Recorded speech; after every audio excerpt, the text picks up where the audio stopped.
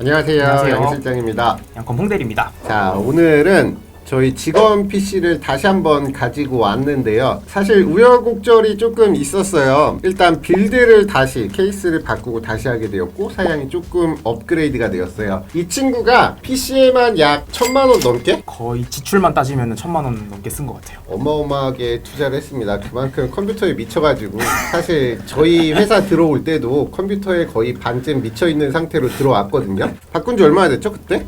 이제 거의 딱 6개월 되지 않았나 싶네요. 6개월 만에 이렇게 또 PC를 바꾸게 되었는데 일단 빌드를 다시 하게 된 이유에 대해서 먼저 설명을 드릴게요. 쿨러마스터 케이스에 빌드를 했었는데 사용했던 냉각수가 서멀테이크의 화이트 계열의 파스텔 냉각수거든요. 그 냉각수가 사실 문제가 조금 발생했어요. 그 냉각수가 처음에는 분말 가루가 조금 끼는 증상이 있었는데 두 번째 개선된 제품에는 문제가 없다고 들었음에도 불구하고 응고가 되는 현상이 발생을 하더라고요. 그래서 CPU의 워터블럭의 미세 채널을 손상시킨다던가 펌프에 이상을 발생을 시키고요. 그리고 그래픽카드 블럭에도 물론 생기고 배관제 부분에도 문제가 생기는 게 발생을 했어요. 그래서 기존에 사용하던 배관을 다 처분하고 그리고 블록 세척을 진행을 하고요. 그리고 사양을 업그레이드한 이유가 또 있죠. 본인이 직접 설명을 해주시면 좋을 것 같은데 우선은 제가 최근에 이제 콜 오브 듀티라는 게임을 이제 워존이 지금 요새 핫하잖아요. 이제 워존을 플레이를 하다 보니까 이전에 제가 워존 출시 전에도 이제 멀티플레이 환경에서는 제가 지금 QHD 144 모니터를 사용을 하고 있는데 이 환경에서는 문제가 없었다가 이제 워존으로 넘어오면서 워존 기존의 이제 방대한 그 스케일의 9700KF로는 감당이 안 되더라고요. 그러다 보니까 이게 계속 옵션을 타협을 해야 되고, 그럼에도 불구하고 CPU의 사용률이 폭발을 해서 이게 다른 창을 아예 켜놓지도 못하고 렉이 너무 심해가지고 일단 CPU를 먼저 업그레이드를 했습니다. CPU 점유율이 굉장히 높아서 이제 CPU를 업그레이드를 하고, 그리고 CPU도 오버클럭을 진행을 하고, 메모리도 똑같이 기존에 사용하시던 팀그룹 메모리 순행을 적용을 해서 4000MHz까지 오버를 했죠. 네. CPU 오버는 어느 정도까지? 지금은 5.0으로 들어가 있습니다. 5기가까지 진행을 했고, 그리고 그래픽카드는 RTX 2080 Ti로 변경을 하게 되었죠. 네. 이 환경에서 게임을 해봤잖아요. 네네. 잘 돼요? 아, 그럼요. 제가 원래 기존에 FHD 모니터를 쓰다가 QHD로 넘어왔을 때 가장 컸던 거는 이 CPU의 점유율이 생각보다 많이 차이가 나더라고요. 스레드 8개 더 있는 게 차이가 많이 나는 거죠. 네, 그렇죠. AMD 빠였잖아요. 네. 근데 왜 인텔로 다시? 게임을 아무래도 즐겨 하다 보니까 이게 어쩔 수 없이 아무리 세대가 발전을 하더라도 그 인텔 특유의 안정성은 이게 아직 AMD가 조금은 부족하지 않나 싶은 생각이 들더라고요. 그리고 굳이 또 시스템을 또 다시 바꾸기보다는 그냥 있는 시스템에서 조금 더 성능을 올리는 게 낫다고 판단을 해서 9900K로 CPU를 바꾸게 되면은 메인보드도 바꿔야 되고 하니까 그냥 네네. 이제 CPU만 9700KF에서 9900K로 네. 변경을 하신 거죠. 네. 워존 같은 경우는 FHD 환경에서는 사실 9700KF 이 모델로도 사실 문제가 없어요. 네, 맞습니다. 심지어 솔직히 i5로도 되잖아요. 옵션 네. 타협만 한다면. 구동은 충분히 가능합니다. 근데 지금 본인은 QHD 144 환경에서 사용을 할 거고 네. 프로브로 돌릴 거라서 네. 이 사양을 선택을 하셨다. 네. 라고 생각을 하시면 좋을 것 같습니다. 그러면은 지금 케이스가 사실 이 케이스를 구하다가 못 구해가지고 따로 구하셨잖아요. 네네. 왜 케이스는 왜 이렇게 오픈형으로? 원래 오픈형 케이스를 좋아하는 편이에요. 아무래도 시스템을 직관적으로 볼 수 있는 것도 크고, 차폐형 케이스 같은 경우에는 아무래도 먼지가 유입이 적긴 하지만 먼지가 한번 유입이 되면은 관리하기가 좀 어려운 부분이 있는데, 어차피 먼지 낄 거. 네, 어차피 낄 거 차라리 관리라도 편하게 하자라는 생각으로 오픈형 아. 케이스로 다시 옮기게 되었습니다. 그리고 볼 수 있고. 네. 이 케이스에 대해서 간단하게 설명을 드리면 수로판 디자인의 케이스입니다. 이 케이스 같은 경우는 베로 제품이고요. 호환 모델이 따로 있어요. 라디에이터라든가 이런 호환 모델이 따로 있는데, 사실 이 모델 같은 경우는 지금 단종이 돼서 안 나오는 제품이죠. 네, 지금 이거 이제 구할 수 없습니다. 후속 모델이 나왔는데 후속 모델도 일단 지금 재고가 없어서 구매를 할 수 없는 상황이고, 그래서 이 제품을 중고로 구하셨다고 들었는데 네.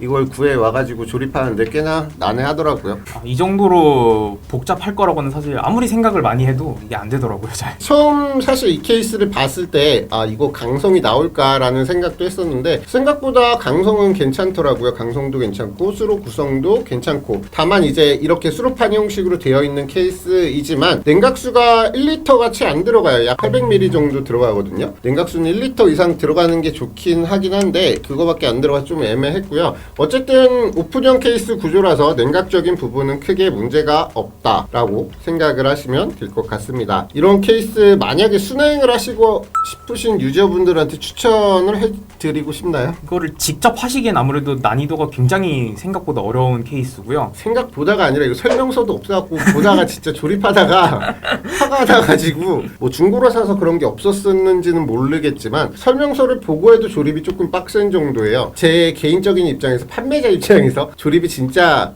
하드해가지고 딱히 판매하고 싶지 않은 케이스 그 중에 하나. 그리고 냉각수를 주입하기가 굉장히 좀 까다로워요. 그래서 시간을 두고 냉각수 순환을 시켜야 되는 케이스라서 그렇게 추천드리고 싶진 않다. 근데 조립을 막상 해두고 나니까 정말 이뻐요. RGB 성애자 분들께서는 미칠 만한 케이스 중에 하나거든요. 오픈형 수로판 케이스 말고 또 일반 케이스 중에 이제 협업해서 안에 수로판이 들어가는 케이스들이 굉장히 많잖아요. 네. 그것도 고려해봤을 것 같은데 사실 모델이 그렇게 흔하지가 않을 뿐더러 그런 수로판이 내장되어 있는 케이스들 같은 경우는 내부의 라디에이터 장착 규격이라던가 이제 쿨러들을 장착할 수 있는 것들이 좀 한계가 많이 있더라고요. 제한적인 부분이. 네, 그래서 조금 걸리게 됐고, 일단은 케이스 자체에 대한 디자인이 굉장히 마음에 들었기 때문에 저는 이걸로 좀 선택을 한 경우입니다.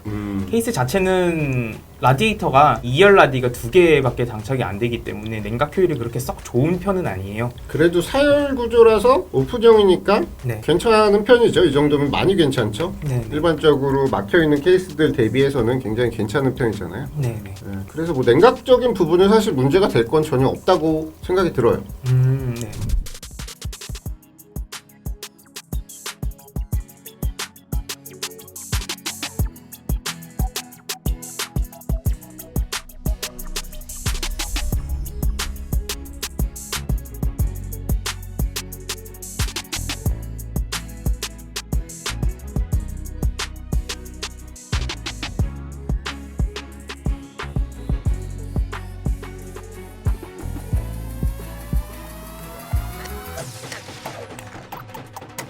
자, 이렇게 저희 직원, 컴덕 직원이 이렇게 또 PC 리빌드를 하고 이것저것 업그레이드를 해서 PC를 다시 소개를 해드리게 되었는데, 순행을 하시려고 하시는 분들에게 하시고 싶은 말씀 있나요? 디자인적으로 이제 자신만의 컴퓨터를 만들 수 있다는 점에서 가장 큰 장점이 있는 것 같고요. 그런 것들을 제외를 하고 나서는 사실 성능적인 부분에서는 이게 엄청나게 만족을 한다라고는 조금 말씀드리긴 어려울 것 같고, 그렇기 때문에 뭔가 디자인 쪽으로 조금 더 집중을 하시고 싶다 하시는 분들에게는 순행 작업을 권장을 해드립니다. 저는. 성능적인 부분도 사실 모라를 쓰시는 분들이라면 저는 그렇죠.